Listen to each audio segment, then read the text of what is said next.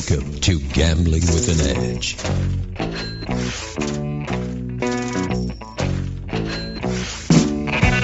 And now, here are Bob and Richard. Good afternoon. Welcome to Gambling with an Edge. I'm Bob Dancer. And I'm Richard Munchkin.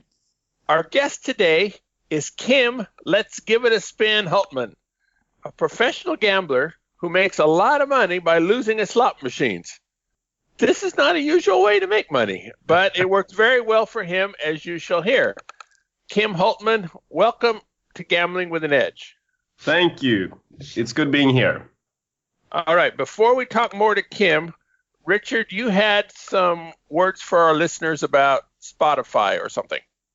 Yeah, I just wanted to say that we are now on Spotify, if that is a service you use, and I didn't realize that Spotify was a place where a lot of people listen to podcasts, and once I found that out, I did get us added on there.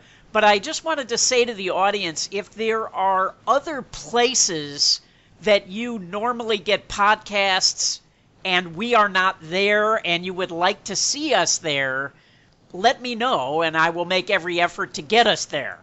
So you can always reach us at gamblingwithanedge at gmail.com, or you can find me on Twitter at RWM21 or the Facebook page. So yeah, just let us know, and I'll try to get us anywhere we aren't. Very good. All right, Kim, please. Yes, I'm here.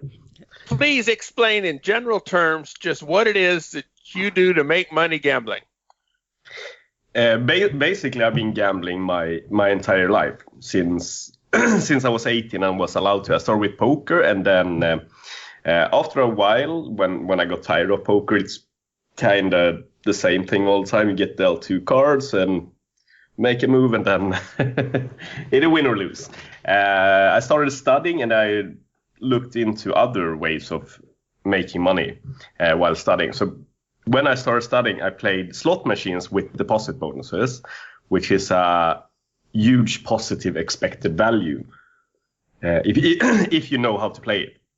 So me and a friend basically played a lot, and he ran good. He was lucky, I was unlucky, and then eventually I won roughly $10,000 on a huge rush. And my friend, I jumped around and I was all over the place celebrating. And my friend said, Kim, you should really stream this. I was like, can you play casino on Twitch and YouTube? And say, yeah, people are doing it. You should try. And yeah, here we are, 4 years later, almost. Okay, I was going to ask. So you started streaming, you said 3 years ago? 3.5.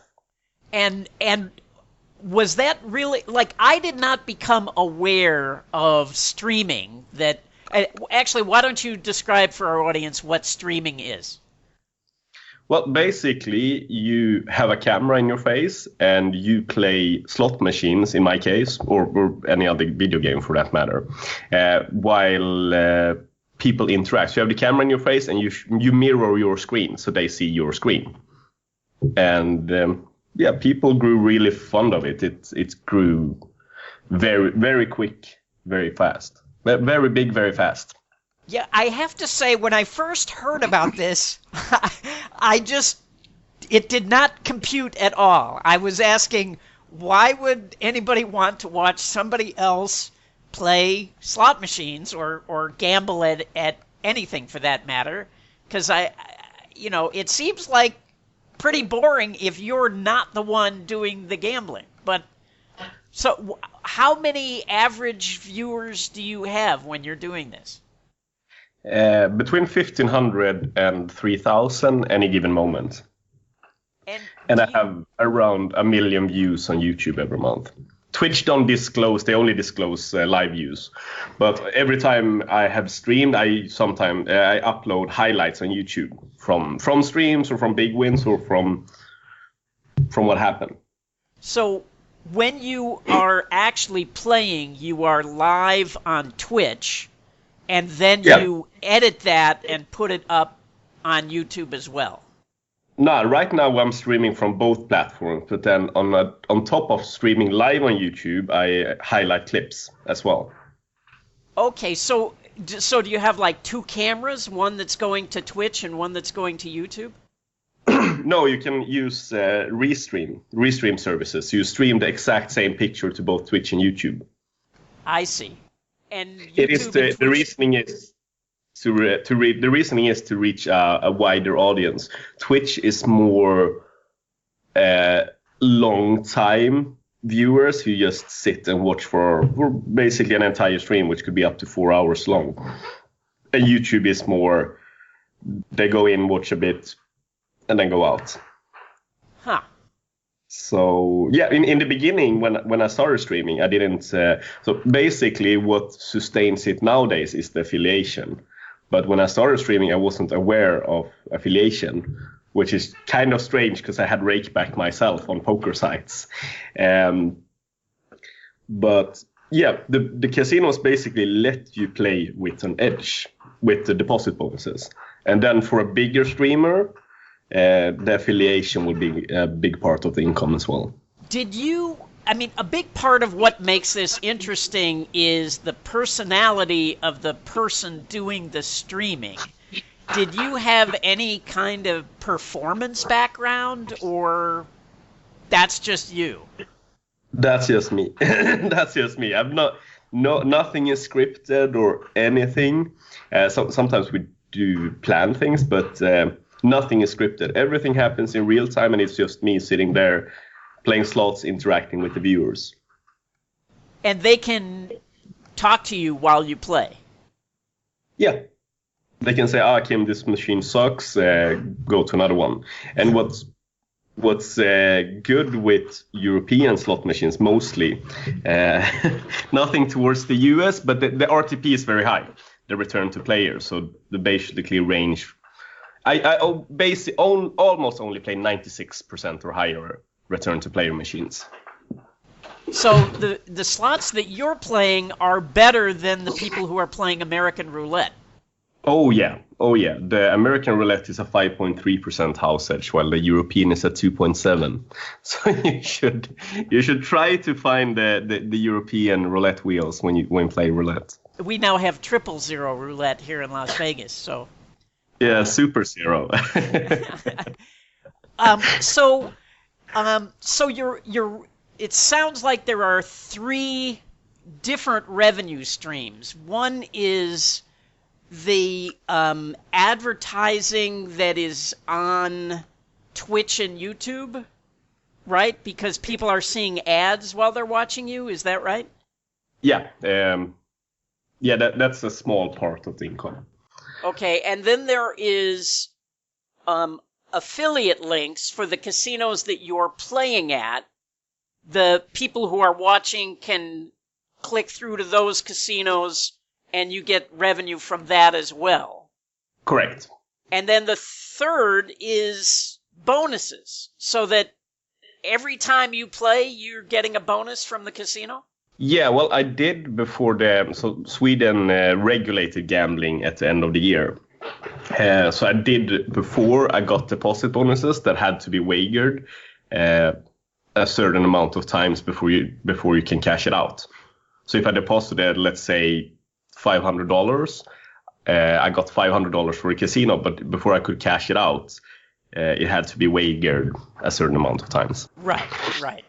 So nowadays, as I'm a quite big streamer, I don't really need the deposit bonuses. I'll just lose more money. But I've been lucky this year, and you get occasional cash drops from the casinos. Now, but before they just give you cash because we're not allowed to have deposit bonuses in Sweden anymore. So if they give you something, it has to be cash. Okay, so but now my understanding was that a lot of the people are moving out of Sweden because of that law. Exactly. That's correct. Because as a smaller streamer, even at low stakes, let's say 50 cents a spin, you're going to be losing quite a bit every stream if you don't have a deposit bonus. And so Have you moved? No, I'm looking to move potentially soon. But we have a lot of other projects going. So I should have moved in February. Now it's looking to be maybe June. And where are you thinking about going? Malta, probably, most likely Malta. Uh-huh. Because the community we run, so basically me and a few other streamers, because there's a lot of fake money going around on Twitch and YouTube. Unfortunately, it's sad to see, but people playing $10,000 per hand on blackjack and doing it all the time, and $100 per spin and things like that. So we wanted to create a community with people who love gambling and that always played with real money that they can withdraw. Wait, how are they playing with fake money? How's that work? The casino, well, there's a lot of setups for this, but the casino, most commonly, the casino just adds $100,000 to an account where the money cannot be withdrawn. Ah. So you always have bankroll, but it doesn't do you any good. Exactly. So are those people just paid a salary by the casino? Is that how that works? Well, they're only doing it for the affiliation part, or in some cases, they have a salary from the casinos as well, which is, I consider it being false marketing. You're not taking any risk. So no, I'm very much against that. So And that's what do created. the viewers have a way of knowing who's real and who isn't? No, because they will say it's real money. And there is, they sometimes do slip-ups, but then they talk it away. And what we try to do, we try not to focus on it too much, because it is quite obvious who these people are. So we just wanted to make Casino Grounds, which is a community for real money streamers. Huh. Now, I also heard there's a fourth way that people are getting revenue, and that is through Patreon, where people have, and again, this blew my mind, people have patrons who send them money every month for them to gamble with? Yeah, you could set up a Patreon yourself as well, and give the people who want to donate something extra for being loyal. I don't use it myself, but anyone can use Patreon. Huh. Even you, so you could set up one for Gambling with an Edge, and if people wanted to, they could donate. So you can. Yeah, I've always resisted that idea, but if we ever lose our sponsors, that we might have to go that route. Fortunately, we have good sponsors, and so we don't have to worry about that right now. But Now I assume it is a way to also from your end reward more loyal viewers or people who want to pay to get more. right, if we had some extra content of some sort, you mean? Yeah, exactly. Yeah. Go with you to a trip somewhere and bring down the casinos, for example. that's a good idea. So I assume, Kim, that if you're playing $100 slots, you're going to get more viewers than if you're playing dollar slots. That people want big money. Exactly. Are there, other than being big, are there any other kind of slots that are particularly your audience likes more than others? Yeah, high volatile slots. So high variance they like. So high variance. You win big or you lose big. Exactly. Some people really like when I lose big as well, because I get emotional. Yeah. Do you cry? No, but I get a little tilted sometimes, but the money I gamble with on stream. So basically, I want to hold down my own stakes, even if I could afford to play way higher stakes. Because if I play way higher, then my viewers could start playing higher and think it's sustainable for them as well. But no, so I try to keep the bets down so it doesn't hurt my bankroll, unless I go on a super losing streak. But then I sometimes drop the bets even more. So I wanted to ask you now about the U.S. So we do not have online gambling anymore, or at least not legal online gambling anymore. But it's coming back, and we have it now in New Jersey.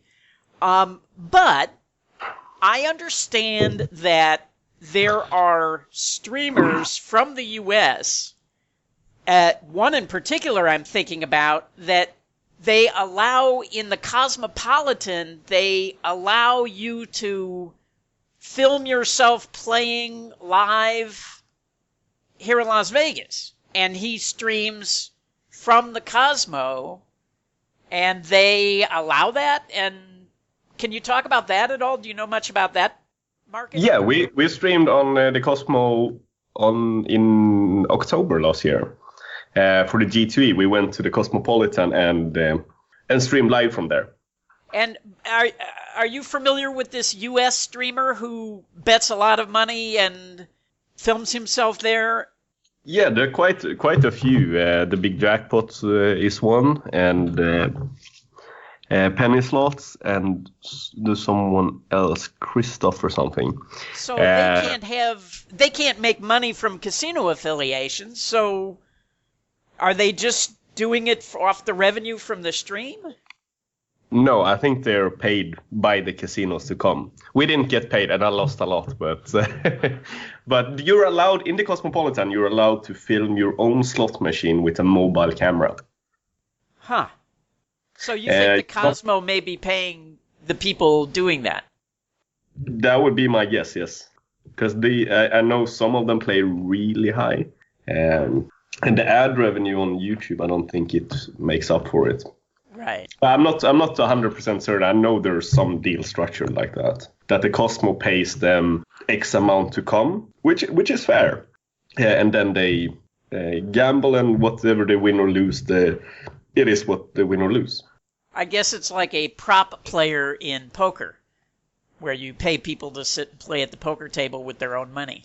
Yeah, basically. Or kind of. Kind of, yeah. Kind of. Here you go. Here you have a negative expected value. Okay, we're going to take a brief break for some commercials. The South Point has more than 10,000 games, returning more than 99%. This is more than anyone else has. The May promotion of the month is a $500,000 swipe, spin, and win. On Mondays through Thursdays, from May 6th through the end of the month, play 300 points between 3 a.m. and 11:30 p.m. and you spin the virtual wheel. The prizes include free play up to $50, bonus points, $25 resort cards, or food vouchers. After your play, stop by the kiosk, spin the wheel. Free play and bonus points go directly onto your card, and you receive vouchers for food and resort cards that you need to redeem at the club booth. On Memorial Day, Monday, May 27th, there will be a $32,000 hot seat promotion where every 3 minutes between 8 a.m. and midnight, some player receives $100 in free play. At videopoker.com, it's the best place to play lots of games. If you sign up for the gold membership, $8.95 a month or $79.95 a year, this allows you to get correction on most of the games. The game of the week is Powerhouse Poker. This is a 10 coins per line game where you get dealt extra hands, sometimes with multipliers, when you are dealt a paying combination. For example, if you're dealt 2 pair, you may be given 8 additional hands, and 4 of them have multipliers from 2x up to 8x. How many extra hands you get and how big the multipliers are varies from game to game and hand to hand. A dealt royal, for example, only gets 1 extra hand. The extra hands start from the same position and the same hold as you made. Let's say you're dealt 2 pair, queens and 5s, in a game where it is correct to hold both pair, which is most games. Should you decide to hold only the queens, as many players incorrectly do, the extra hands will all start from holding the pair of queens. The game always returns more than the 5-coin version of the same pay schedule, and no strategic variations are necessary in order to play the game accurately. All right, we're back talking to Kim. Let's give it a spin. So you play slot machines. Do you ever play video poker games while you're streaming? Yeah, my friend, that's actually how I met you, Richard, the first time. I have one viewer called Max Coins. He's been Brian. on the show, yeah. Yeah, Brian is a really good guy, and he taught me how to play optimal video poker. I think it's very fun. So every time I've been in Vegas, me and him plays video poker. But I did it on stream, but I don't do it. I did it a few times, but I'm not I make too many small mistakes, and I hate making mistakes. Well, but you also on your stream play roulette and other things. So even if you made mistakes at video poker, you're giving up less than what you would at roulette. Oh yeah. But roulette is proper high volatile. So are certain video poker games. Yeah, that's true. You got a fair point. I might start playing some more video poker again. Would your audience prefer it if you were an expert player or a guy who makes lots of mistakes? They prefer when I play optimal, like in blackjack, for example. There's some people who wants me to stay in odd spots because they have the feeling, but most people want me to play optimal because I also, what I do in, for example, blackjack, a lot of people online makes a lot of mistakes. So I try to educate as well with everything, both slot machines and blackjack and baccarat and other types of three-card poker or other types of game that could be fun. So at the blackjack table, are you actually talking to the audience about why you're hitting 16 rather than standing on it, or why you're splitting nines instead of something else, and the casinos put up with this? Yeah. Oh yeah, 100%. But that would be at online casinos and not live casinos. No, live I try to tell the people at the casino as well, but I feel like they listen more online. They usually use the sheet we have for blackjack. So for those who are interested. Can you live stream playing blackjack or three-card poker in a live casino? No, yeah. Well, we have. In Malta, they allow everything. Oh, yeah. They allow everything. We're not allowed to count cards, though, or angle shoot somehow. Where do they allow you to film playing at a table game? Casino Malta. They allow us to film straight down in the roulette wheel. And table games and anything. Because, well, we lose so much money that they're not really bothered about us filming. Right. Plus, I guess it's free advertising for them as well, right? Yeah, they are a great casino. They take very good care of the customers. I've never had as many champagne bottles in Vegas as I've had in one night in Malta. So Sounds like a great song title, One Night in Malta. One Night in Malta. My guess is you paid very well for those champagne bottles. Would have been cheaper buying them. Yes, it would have been way cheaper buying them. But it's good fun because what casinos are realizing, including the Cosmopolitan in Las Vegas, is that they gain a lot from the social media sharing. So if Cosmopolitan allows you to film a slot machine and you win big, others might go there and try the same slot machine. Now, do they help you with the payback? Did they tell you these machines are set better than those machines?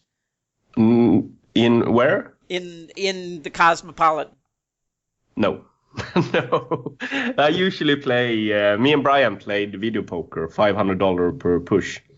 Last time I was in Vegas, and I ran it up. Well, we started with 100. I had $400 left, and I was going home to Sweden, and we ran it up to $20,000. And I ran up, got my phone. This was like 7 a.m. in the morning. Went back down, started filming, and lost it all. Yeah, at $500 a spin. Yeah, that doesn't take long. $20,000 is only 100 credits. So, or what is that right? 500 is only 40 credits. 40. Yeah, well, that doesn't last too long if you run bad. No, it didn't. But it was good fun. It was a fun night, and I went straight from the gaming floor basically to the airport for a 9-hour flight. But basically, I'm hoping for what everyone hopes for in video poker to if not Delta Royal, to get one Sure. Royal or Sure. A $400,000 Royal flush is Exactly. a lot of people dream about that. Yeah, we play spin poker, so the odds aren't that bad. It's 9-line spin poker is my favorite version of video poker. That yeah, there it's good to be dealt because you get 9 times. Otherwise, it can be a lot. You don't get all 9 times. Now, Oh yeah. some of your video, it appears like you don't care about money at all, and some of it seems like you care a lot. Which do you think is the real you? Oh, I respect money a lot. Because when you live in the world of gambling, like I have since I was 18, you know, easy come, easy go. So I respect money a lot, but I'm quite well off for the stakes I play. So sometimes I just don't bother. I try to, when I go to sleep, I try to forget about the day before, learn from the mistakes I've done, and it's a new day. Do you think the U.S. is a good market, or do you think that's all still coming, or do you think this market is, or this business model is saturated? Because it seems there are so many streamers now. No, there is definitely not saturated. Many people that are streaming are not really. They're sometimes broadcasting other people's clips, etc. I don't think it can be saturated in that sense, because you will always feel people who enjoy watching your stream more than someone else's stream. And that's also one of the reasons we have casino grounds, because if someone new reaches out to us and says, I don't have very many viewers, but I really love streaming and I really love doing this, could you give me a hand? And we watch his stream and he could be a part of casino grounds. Anyone can. And then we help out with hosts and whatever they might need. Okay, so wait, what is Casino Grounds? It's the community we built. It's an online casino streaming community. Okay. That we built, well, because there was too many people playing with fake money. So we guarantee that no one who plays for Casino Ground, to the best of our knowledge, is doing anything shady, or they will be kicked out and outed. So we're very strict. We have strict rules. And is that the website? Is it casinogrounds.com, or what is that? Yeah, exactly. Okay. So we also do competitions, for example, providers, the ones who makes the slot machines, Novomatic, IGT, or in Sweden, NetEnt, can reach out to us and say, yeah, we would really want you to push this slot machine. And we say, all right, but what will the players get? So they get some extra value for being a part of Casino Grounds. And how do you build an audience? Let's say you're a brand new streamer. How do you build an audience? How do you make people aware that you're out there? That can be pretty tricky. What I did was just, all right, press the start streaming button. So you use a program like OBS to start streaming, and then you hope someone notices you, and then you hope they stay, basically. But basically, how do you build an audience with Gambling with an Edge? You hope that someone will notice you and that the word will spread. Well, when I started, I asked my mom to tell her friend, and then we had 2 listeners. Exactly. That's a good thing. You tell your friends first, I'm streaming today, and you hope it spreads. Tell mom. Yeah. Richard and I had somewhat of a following in the gambling world before we started. So we're associated with other sites, and Las Vegas Advisors and a few others said nice things about us. But yeah, we would go on to various, like the Wizard of Oz site, and tell them, yeah, this person is going to be on. Come listen to our show. So we promoted it in the gambling community. But I'm glad the hoping part worked for you. New streamers can promote it on Casino Grounds as well. so they can promote their channel on our forum. But your forum is mainly for people in the business of providing content, not fans. Is that correct? Both fans and for providing content. It's a community. Okay. Do you get your own affiliate sponsorships, or do you have an agent getting them for you? I only stream on like 2 sites. I stream on Leo Vegas and Frank Fred. And then, basically, if someone clicks through my link, I get a kickback if they sign up. Would you do better if you had more affiliates? Or money-wise, yes. So why not? I mean, what other whys is there? Well, the thing is, if I send, I consider all my viewers to be my friends. If I sent a viewer to a shitty casino and they would lose their money, first of all, it's going to come back at me, and then I sleep better at night by not doing that. So the money part is, and has always been, secondary for me. I'm very happy that I make a good living, but I foremost care about the community. Well, but there must be more than 2 good casinos out there. Oh yeah, there are. We have more on Casino Grounds. We have more casinos listed on Casino Grounds. But I mainly play 2, because what I want to know as well, if they come with a question saying, all right, but can I play this game on this casino? I want to be able to know that question with 100% certainty. But yeah, there are quite a few good casinos out there. But there are also a lot of shady ones that you should stay away from. Oh yeah. That would be a thing to take me.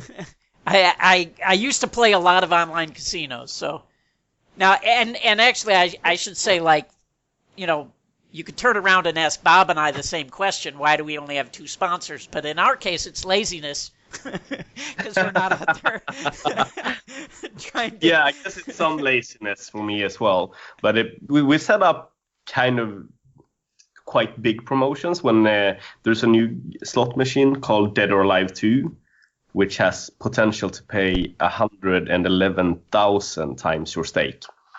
So we set up a giveaway, so we get more players to the casinos we stream, and they give our viewers a lot of things. So that's why I stay more loyal to the casinos.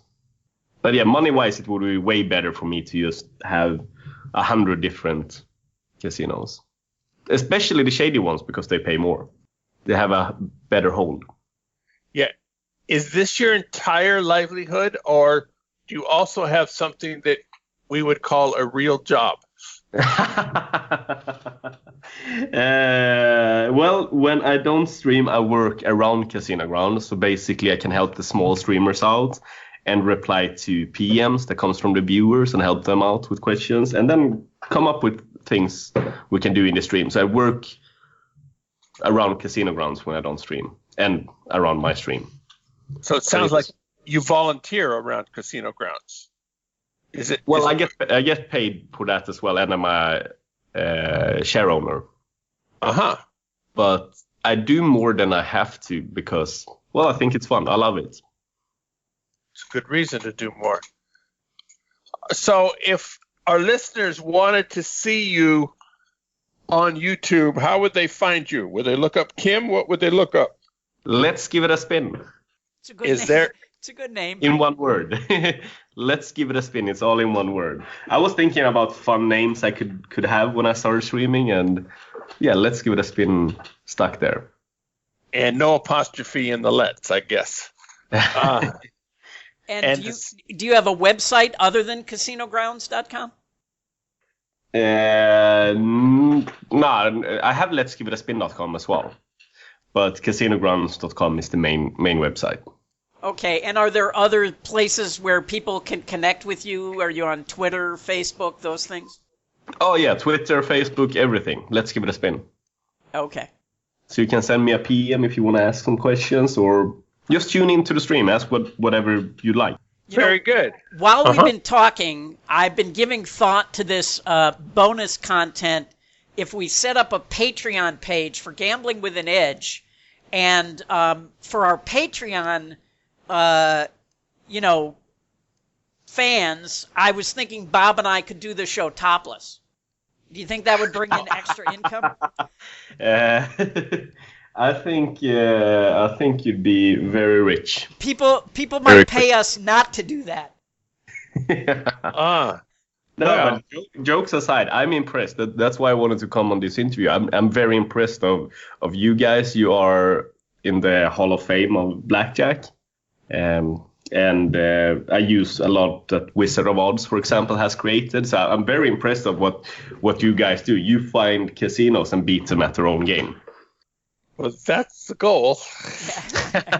Well, might not work out, but you have a positive expected value. That's yes. Good Yes. Yes, at least we think we do. Before we let you go, Kim, are there any other things you wanted to tell our listeners? No, well, if you're considering doing this stream, especially when the US market opens up, do it real. Play with your real money. Be prepared for the losses, and keep it real. I think US is going to be very interesting when they open up more online casinos. Very good. Thank you. We're going to let you go, Kim. And Richard and I are going to dip into our mailbag to answer a few listener questions. If you wanted to stick around and listen to those questions, you can. Kim, otherwise, thank you very much for being here.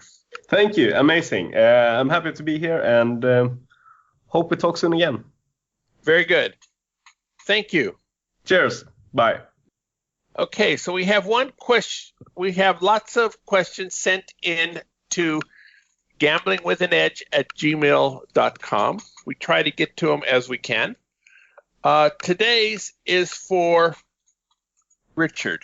It said, on an older Gambling with an Edge show, you said you would advise against your son going the blackjack route because a clean name is worth a lot. Does that hold for an inspiring blackjack AP with no network?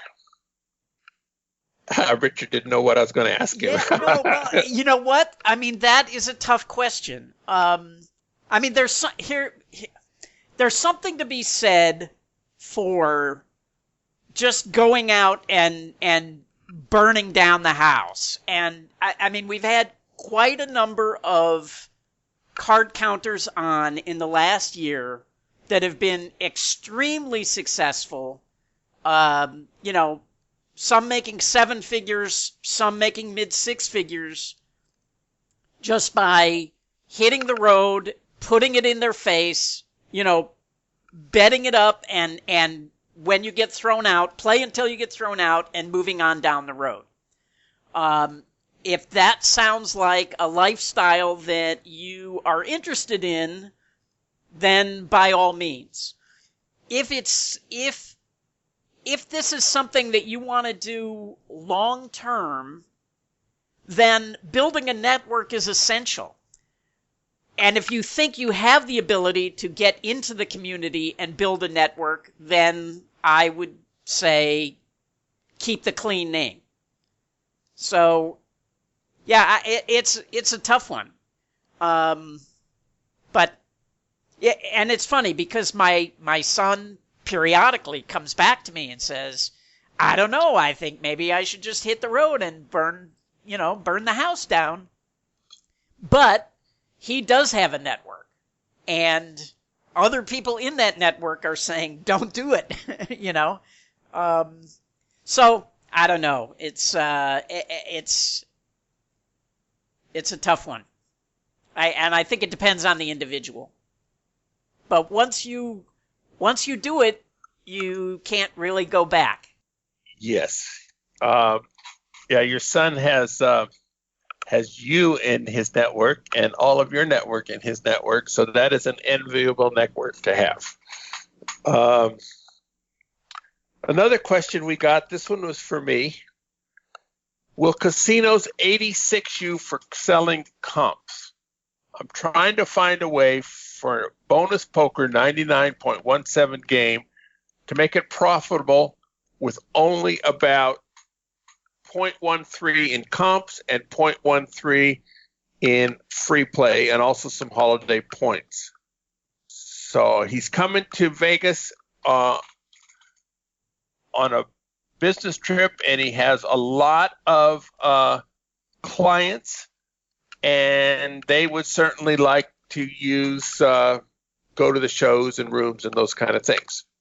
So he wants to know, in my experience, if you're discreet about it and they don't know about it, everything is fine. If you're blatant about it, they will take some action. The casinos do not consider comps yours to sell. They consider that something to get you to gamble more, to keep you in the casino and happy and gambling more. If you're selling them for comps, they don't like that. That said, back when 18 years ago, when my wife and I were each playing $1 million coin in a month at the MGM because they were giving away the store, and their slot marketing department was arithmetically challenged. We did that a lot. We sold tickets to fights. We got rooms for people. We sold show tickets. Certainly meals and special events. So yes, we did it. However, we did not tell the casino we were doing it, and we did not advertise that we were doing it. A friend of mine got carried away with this and would do like too many people show up at the same time, and so he needed extra rooms from other players, and a lot of us go, no, we don't really want any part of that network because we think they're going to get on to you next, and if we're associated with it, we're going to get taken down too. So so be subtle and be careful with it. Do you have anything to add to that, Richard, before we go on? No, I know some people who were caught selling fight tickets, but they didn't get barred. If the casino really believes you're a losing player, they don't want to lose you. So, but I agree with you. Be subtle about it. I don't know that you're going to actually get into positive territory playing that game and just selling rooms and show tickets, but yeah, I agree. Just be subtle about it. And I would also say it is a big hassle to sell rooms. Basically you have to go check the people in, and somebody's got to have a credit card on there, and it's much easier to sell tickets. But yeah. Yeah, but if it's a 3 or 4 day stay for which you're getting $500 because they're premium rooms, it's worth a trip down to the casino to hook up with them.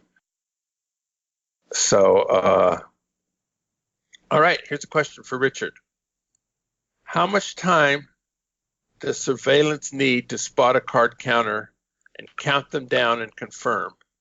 Assume it's the first time a counter entered the casino and he's not flyered in or otherwise in the database. Well, it's going to depend on the casino. I've heard of casinos that want 3 shoes counted before they would decide that someone is really a counter, but other places, 1 double deck is enough to get you barred. So it just depends on the casino. Okay. How much are you cutting down your hourly if you leave before the shoe is over on a high count? Well, it depends on how much of the shoe is left and how much you're betting. But I don't understand why you would want to do that. If your idea is to do that for cover, I think that's crazy. I mean, wait till the show's over. I mean, yeah, that just seems crazy to me. And why try to quantify it? You're focused on the wrong thing.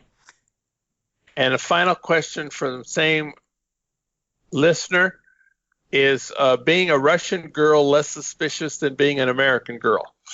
God, yes. Being on any foreign passport is great. Yeah. So, yes, having a foreign passport, having an accent, being a woman, those are all pluses.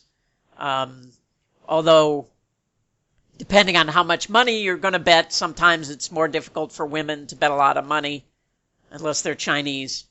But, yeah, certainly a Russian passport would be a big plus. If you have the skills to do an Italian or Irish or some other kind of noticeable accent and can keep it up for the entire time you're there, is that a good idea? I think so. I think it is. I think, we have innate prejudices, and for some reason, people in casinos tend to think less of people from foreign countries. Now, the problem is, if they're watching you from surveillance, they don't hear you talking, so they don't know. But the pit boss might be less likely to call surveillance because of that accent. I actually had a friend many, many years ago who would intentionally stutter. And pit bosses just discounted him completely. It was as if they thought that if he stuttered, he must be stupid or something. So any way of taking the prejudices of the bosses, any way you can take advantage of those prejudices is a good thing. At the risk of appearing flippant, if you can make yourself appear to be black, that would be good. It's not meant as, although people have gotten in trouble for talking about blackface, the idea that if you can successfully convince a casino that you are, as a general rule, there are many people with the prejudice that black people are not as smart or competent as white people. Yes, you will get away with more if you are African American, or anything other than a white male. But a white male with an accent and a foreign passport is going to get away with more than one who doesn't have those things. All right. Somebody else sent us a list of blackjack rules, but it starts with 50% single deck penetration, 50%, 6 to 5 blackjacks, and then some favorable things. And so it's very countable, and he has done there well 3 out of 4 times. So he wants to know if, even though Casino Verite says it's not a good game, the fact that he's won there 3 out of 4 times, would that overrule Casino Verite in your mind? Well, wait, something doesn't make sense there, because if it's single deck dealt 50% and it pays 6 to 5, and is that correct? Yeah. And so it starts off with a well over 1% disadvantage. Yeah, but if your bet spread is big enough, you can overcome that pretty easily. So I don't understand why Casino Verite would say that it's a bad game. I think the internet would tell you it's a bad game. There are these people who say never play 6 to 5, but that's short-sighted. I mean, if you spread big enough, you can beat that game really easily. So anyway, your results have no bearing on this. Winning 3 out of 4 sessions means absolutely nothing.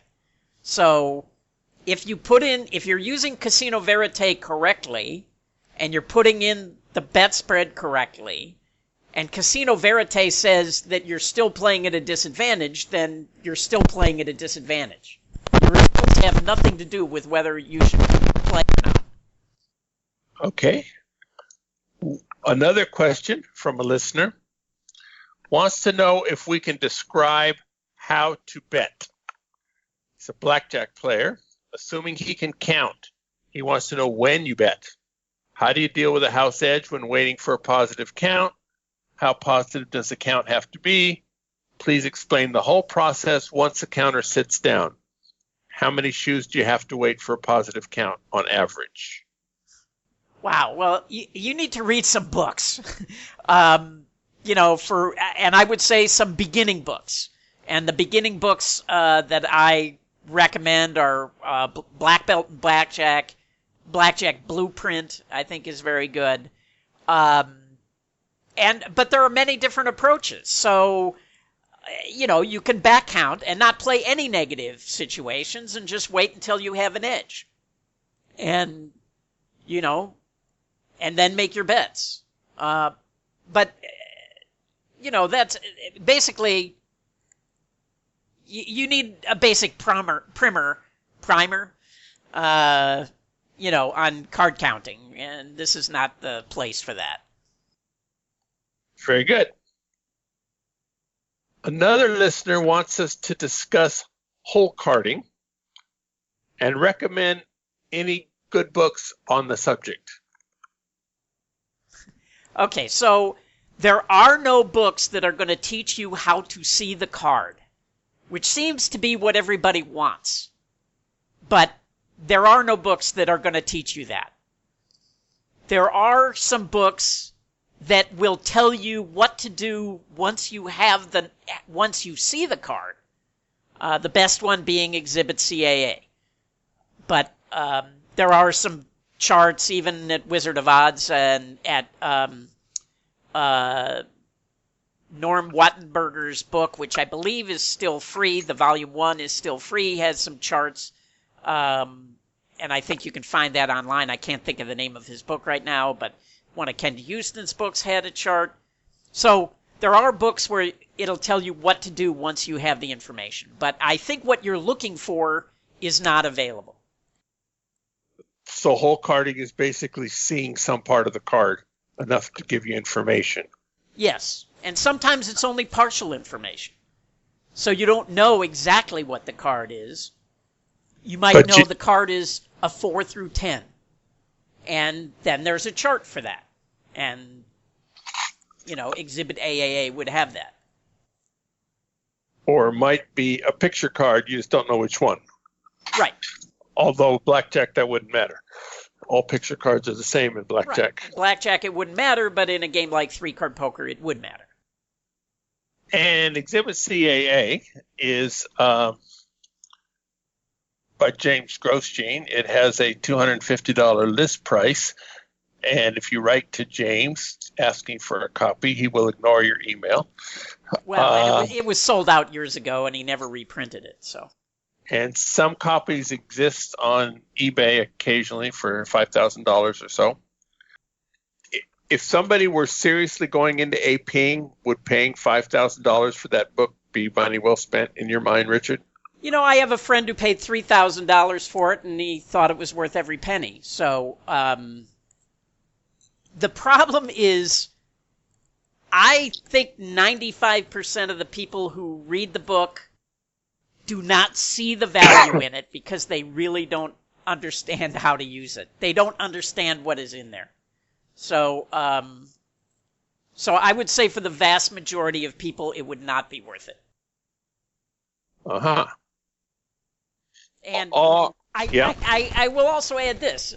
I can't tell you how many times I've had a conversation with somebody where they had an idea and they said, what if you had this situation and you knew this about this particular game? And I said, yeah, there's a chart in CAA that'll answer that question for you. I've had numerous conversations like that. And I've actually had numerous conversations where I said the same thing to James. And he said, oh, it's on page 327 or whatever. And I hadn't realized it was in there. But there are lots of charts in there. Nobody yes. can. Yeah. Nobody can possibly memorize them all.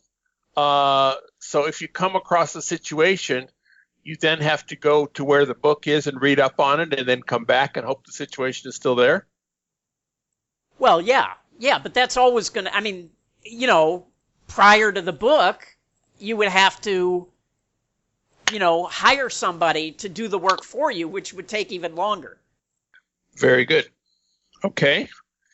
Another listener wants to know where to find the best place to find casino reviews for a blackjack AP.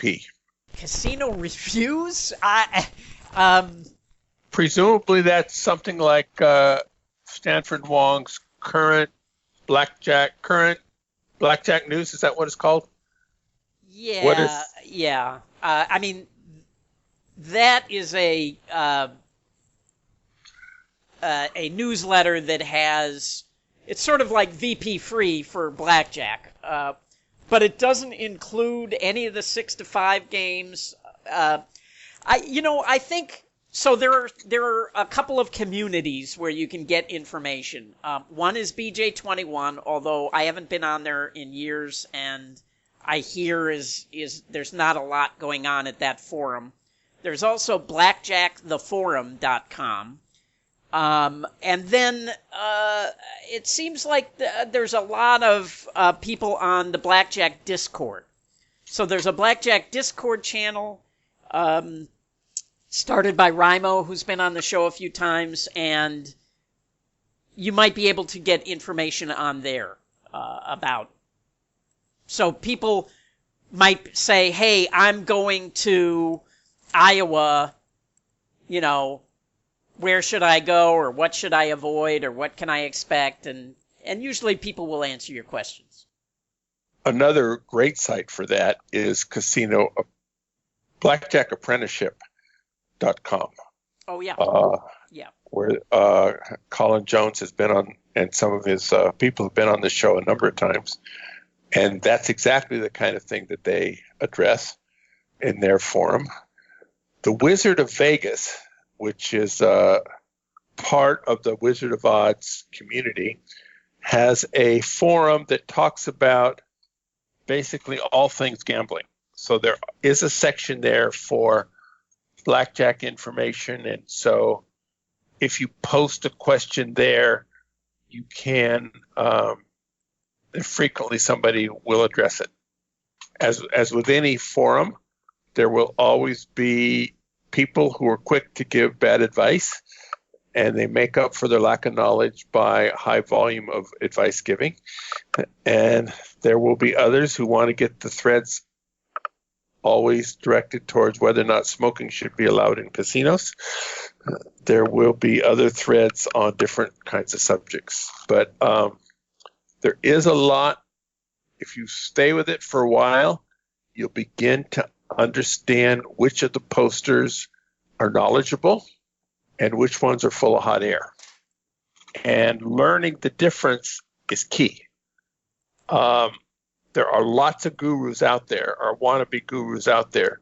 Finding one who's pretty sharp is a key part of being successful at gambling. All right. Speaking to, for me and my fellow guru, we want to thank you very much for listening today. Kim, Let's Give It a Spin was the main part of our show. And thank you, Richard, for dealing with these questions. Go out and hit lots of royal flushes, everybody. Good day.